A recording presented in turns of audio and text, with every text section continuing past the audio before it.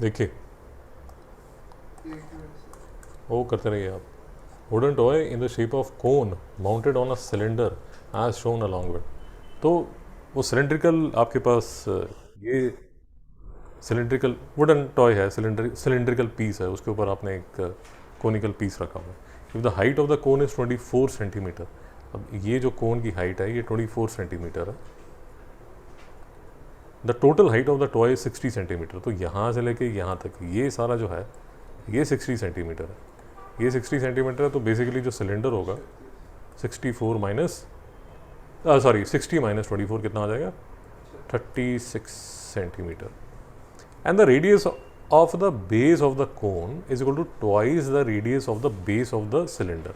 तो base of the cylinder देखिए twice the radius of the base of the cylinder is equal to 10 centimetre. तो radius of the base of the cone जो है ये जो कोन है यहाँ से लेके यहाँ तक, ये इसका ट्वाइस है, इसका सिलेंडर का ट्वाइस है। और radius of the base of the cone जो है वो किसके इक्वल है, 10 सेंटीमीटर के इक्वल है। तो ये अगर 10 सेंटीमीटर है तो जो सिलेंडर है वो किसके इक्वल हो जाएगा, 5 सेंटीमीटर। दोस्तों यहाँ तक कोई गिला शिकवा, मैंने गलत किया, आपने गलत किया, किसने गलत किया, बोलिए। जी पाई अगर आपको स्पेसिफाई किया हुआ 3.14, अगर पाई आपको स्पेसिफाई किया हुआ 3.14 तो आपने पाई 3.14 करना। नहीं समझ रहा है? जी जी बोलिए बोलिए मैडम, आपकी सेवा के लिए बैठे हैं, मत करिए आप, खड़े जाए आप। जी फिर से पढ़िए, फिर से पढ़िए। The radius of the base of the cone, अगर प्रॉब्लम आ रही है तो ऐसे पढ़िए, the radius of the base of the cone is equal to 10, ऐसे पढ़ लीजिए, ठीक है। तो radius of the base of the cone जो है वो 10 सेंटीमीटर हो गया, ये कंफर्म है या नहीं है। अब ऐसे पढ़ लीजिए, अगर रेडियस ऑफ द कोन जो है वो 10 सेंटीमीटर कंफर्म हो गया तो उसके बाद ये पढ़िए कि जो कोन है वो twice the radius of the base of the cylinder है, इसलिए जो सिलेंडर होगा वो 5 सेंटीमीटर तक का हो जाएगा। नहीं समझ में आया? अगर दिक्कत आ रही है पढ़ने में तो आप डायरेक्टली 10 सेंटीमीटर उसको ले लीजिए, उसके बाद फिर वो ट्वाइस है और देख के समझ आ रहा है हाँ यार वो बड़ा ही लग रहा है, तो वो 10 सेंटीमीटर और जो छोटा वाला वो 5 सेंटीमीटर है। दोस्तों यहाँ तक कोई डाउट? और फाइनली जो हमें फैसला करना है वो करना है total surface area of the toy का। जसमीन जी बताइए क्या क्या सरफेस एरिया लेना चाहिए, सिर्फ ये बताइए जी। कोन का क्या लेना चाहिए, कर्व्ड सरफेस एरिया, शाबाश। तो वो तो हो जाएगा पाई आर एल के, शाबाश। इसके बाद क्या लेना चाहिए, इसके बाद सिलेंडर का लेना चाहिए। सिलेंडर का क्या होगा मैडम, फॉर्मूला भी बता दीजिए, तकलीफ कीजिए। टोटल सरफेस एरिया, विनीत जी आपको क्या लगता है?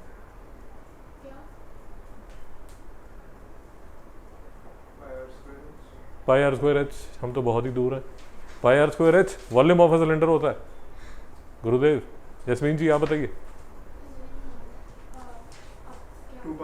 एक सेकंड में पहले नाटक तो दे लो मैडम जी, सॉरी बोलिए बोलिए, एक सेकंड बता दो।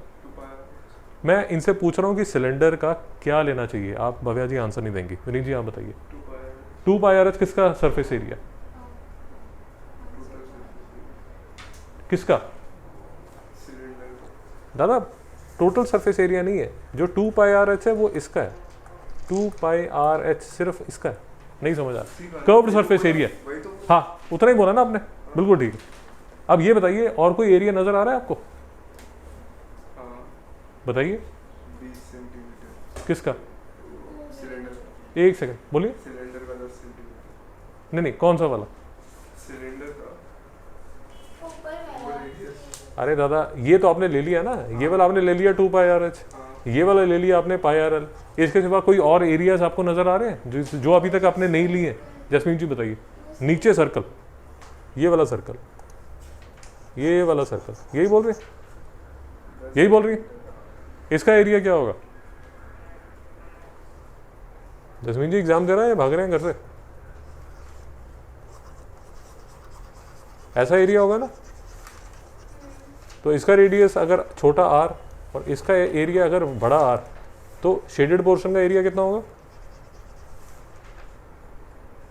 बताओ बेटा। विनीत जी आप बताइए, अभी तक क्लियर नहीं हुआ विनीत जी? नहीं नहीं नहीं नहीं नहीं, ये तो सिंपल सर्कल की बात हो रही है। अरे दादा भव्या जी शांति रखिए, ये सर्कल है, इसका एरिया कितना होगा आप बताइए। अरे एरिया ऑफ अ सर्कल क्या होता है यार, लिख लीजिए, area of a circle pi r square होता है। Area of a circle pi r square होता है। ये अगर कैपिटल आर है तो एरिया ऑफ सर्कल क्या होगा, पाई आर स्क्वायर। दोस्तों यहाँ तक समझ आ गया?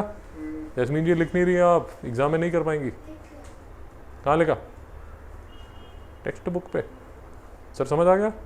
देखिए अब ये जो पाई आर स्क्वायर है, ये जो पाई आर स्क्वायर है, इस पाई आर स्क्वायर में विनीत जी ध्यान से सुनिए, ये जो पाई आर स्क्वायर था इसमें ये वाला जो छोटे आर वाला जो है ये मैंने निकाल दिया। विनीत जी नहीं समझ में आया?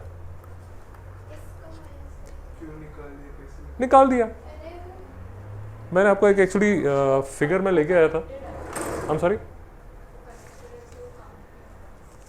आप ऐसे मान लीजिए ना, ये टेप है, ऐसे मान लीजिए कि ये पहले पूरा ऐसे भरा हुआ था, अब आपने से इसमें से ये खोखला निकाल दिया, तो आप तो ये वाला जो है ये कैपिटल आर है।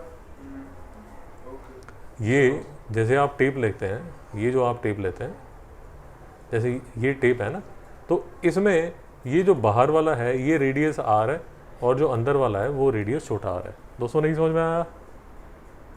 बाहर वाला जो है उसका एरिया पाई आर स्क्वायर है, मतलब कैपिटल आर स्क्वायर है। उसमें से अंदर वाला ये वाला जो पोर्शन है, ये वाला जो पोर्शन है ये आपने रिमूव कर दिया। विनीत जी डाउट आ रहा है? क्या रिमूव किया आपने? ये अंदर वाला आपने रिमूव कर दिया। तो जो आपने रिमूव कर दिया बेटा उसको तो सब्ट्रैक्ट करोगे ना। नहीं समझ में आया? तो जो रिमूव कर दिया उसको आपने सब्ट्रैक्ट कर दिया, तो क्या बचा? ये बचा जो कि ये है। अभी भी नहीं समझ आ रहा? बड़े में से छोटा आपने सब्ट्रैक्ट कर दिया तो वो ब्लू वाला रह जाएगा ना। तो अगर मैं आपसे पूछूं, बेसिकली मैं आपसे ये पूछने की कोशिश कर रहा हूं कि अगर मुझे ऐसी एक फिगर का ये वाला जो है, ये वाला एरिया अगर निकालना है, ये वाला अगर एरिया निकालना है तो इसका एरिया कैसा निकाला जाए? आपको गिवन क्या है कि बाहर वाला जो रेडियस है वो आर है और अंदर वाला जो रेडियस है वो छोटा आर है। बताइए, फॉर्मूला बताइए। पहले बाहर वाले का, उसमें से सब्ट्रैक्ट क्या करोगे? छोटा पाई आर स्क्वायर। नहीं समझ में आया? और इसको किताबों में लिख दिया जाता है पाई को कॉमन लेके r square minus r square. दोस्तों नहीं समझ में आ रहा? जैस्मीन जी आप 5 मिनट खड़े हो जाइए प्लीज प्लीज, आपकी भलाई के लिए कह रहा हूँ। नींद आ जाती है, मैं आपको बता रहा हूँ, और खासकर ऐसे क्वेश्चन देखे तो और नींद आ जाती है। आप टेबल पे खड़े हो सकते हो, कोई प्रॉब्लम नहीं है। टेबल पे खड़े हो मतलब टेबल के साइड पे खड़े हो सकते हो, टेबल के ऊपर नहीं खड़े हो सकते। समझ आया? पक्का? फिर से क्वेश्चन को देखा जाए।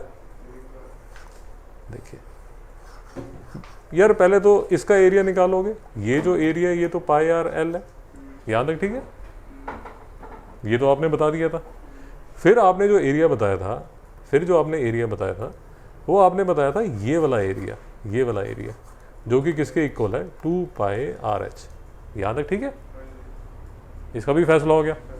अभी हमने जो फैसला किया वो किसका फैसला किया कि अगर ये रेडियस आर है और ये वाला जो रेडियस है वो कैपिटल आर है, तो विनीत ये जो नीचे आपको एरिया दिख रहा है, ये वाला जो एरिया दिख रहा है वो किसके इक्वल होगा?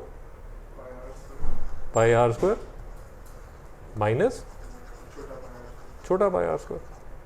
भव्या जी ठीक है? तो ये वाला जो एरिया ये किसके इक्वल है? Pi r square minus r square. Jasmine ji कोई डाउट है? जैस्मीन जी इसके सिवा कोई और एरिया दिख रहा है आपको? विनीत जी आपको? सिलेंडर का। शाबाश शाबाश सेरा शाबाश। इसके सिवा एक और एरिया है ये वाला। अब विनीत जी इसका भी फटाफट मुझे बता दीजिए, एरिया कितना होगा? वही पाई आर स्क्वायर। बिल्कुल सही बात। दोस्तों नहीं समझ में आया? बढ़िया क्वेश्चन है, बहुत अच्छा क्वेश्चन है।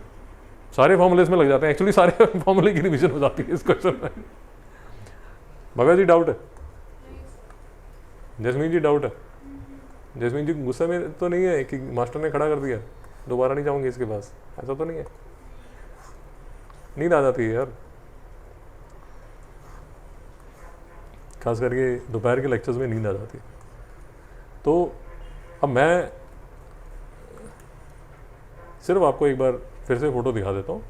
देखिए ये आर है, यहाँ से लेके यहाँ तक ये सारा आर है, और यहाँ से लेके ये स्मॉल आर है। ये वाली जो हाइट है इसको मैं छोटा एच लिख देता हूँ, और ये वाली जो हाइट है इसको कैपिटल एच लिख देता हूँ, और ये जो नीचे है ये है आर। तो बेसिकली हम क्या करने वाले हैं, इसको मैं एल लिख देता हूँ। एल कैसे आएगा? एल का फॉर्मूला आपको पता है विनीत जी, क्या है? रूट ऑफ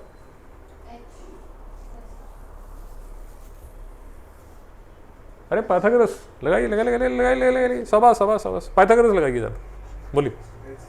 शाबाश। एच स्क्वायर ना plus r square is equal to l square. तो एल किसके इक्वल होगा?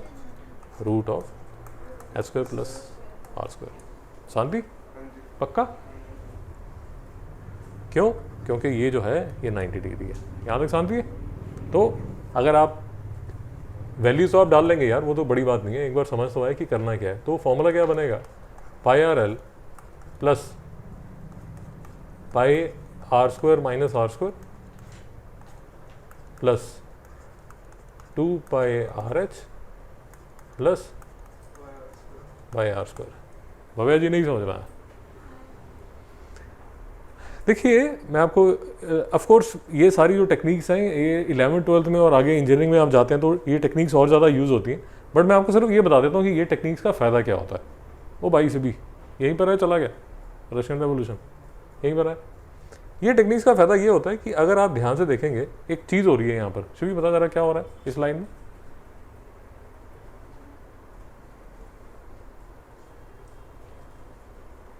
विनीत जी आपको दिख रहा है? नहीं, एक बड़ी प्यारी सी चीज़ हो रही है, स्वीट सी चीज़ हो रही है, अगर आप ध्यान से देख रहे हैं। आप यही बोलने वाले थे? जी शाबाश। ये जो है ना pi r l plus pi r square minus pi r square plus 2 pi r h plus pi r square, ये वाला जो है ये इसके साथ कैंसिल हो जाता है। दोस्तों नहीं समझ में आया? भाई डाउट तो नहीं आ रहा? तो ये क्या आएगा? Pi r l plus pi r square plus 2 pi r h. अभी भी नहीं समझ आया? अब Jasmine ji is wondering sir क्यों कर रहे हो आप ऐसे, अलग अलग कर लो। मुझे अलग अलग करना अच्छा नहीं लगता क्योंकि मुझे बार बार पाई से मल्टीप्लाई करना पड़ेगा। आप मेरा दर्द समझिए, अगर मैं ऐसे करता हूँ तो मुझे पाई से मल्टीप्लाई बार बार करने की ज़रूरत नहीं है, क्योंकि मैं पाई कॉमन ले लूँगा। मैं करूँगा r l plus r square plus 2 r h. अगर आप मेरी बात समझ रहे हैं, इससे आपको पाई, मैडम मैं डिस्ट्रैक्ट हो जाता हूँ, जो पाई है वो सिर्फ एक बार मल्टीप्लाई करना पड़ेगा। अंदर वैल्यूज हैं R L R square 2 r h. अगर आपको ये कॉम्प्लिकेटेड लगता है तो जो आपके पास है वैसे कर लीजिए। यस्मीन जी डाउट है? पक्का? बहुत अच्छा क्वेश्चन है, इसमें सारे फॉर्मूले यूज़ कर दें। ये नौजवान ने फ़ोटो बनाई है बढ़िया एकदम लेबल करके, आपको क्रॉस सेक्शन, ऊपर वाला सेक्शन, नीचे वाला सेक्शन सारा उसने बढ़िया लड़के ने फ़ोटो बनाई है। तो ये हिसाब किताब है यार, इसको आप करना चाहते हैं, इसमें सारी कैलकुलेशन की हुई है, आपको करना चाहिए। देखिए इसने क्या किया, पाई आर स्क्वायर जो हम अभी बात कर रहे थे वो आपको ये नज़र आ रहा है, ये पाई आर स्क्वायर नज़र आ रहा है। फिर इसने इन दोनों को माइनस कर दिया तो ये इसकी पहली इक्वेशन बन गई। फिर इसने कर्व्ड सरफेस ए निकाल लिया, फिर इसने एल की वैल्यू निकाल ली, फिर इसने एल की वैल्यू निकाल ली, फिर इसने सी एस ए निकाल लिया सिलेंडर का, फिर वो नीचे वाला पाई आर स्क्वायर निकाल दिया, और यहाँ लास्ट में उसने 1 + 2 + 3 + 4 करके उसमें वैल्यूज़ डाल के, देखिए उसने पाई नहीं कैलकुलेट किया क्योंकि फाइनली जाके वो 720 पाई सेंटीमीटर स्क्वायर आया, उसको उसने मल्टीप्लाई किया 22/7 से, और फाइनली जो आंसर है वो 2262.8 सेंटीमीटर स्क्वायर हंसता खेलता बाहर आ गया। The point that I am trying to make is, पूरे क्वेश्चन में लड़के ने पाई को हाथ नहीं लगाया, लास्ट में जाके जब 720 पाई उसका आ गया उसमें जाके उसने हाथ लगाया। आपसे रहा नहीं जाएगा, आप करोगे ज़रूर, बट मेरा फ़र्ज़ है समझाना। आप जितनी ज़्यादा कैलकुलेशंस करोगे उतना ज़्यादा आप फंसते रहोगे।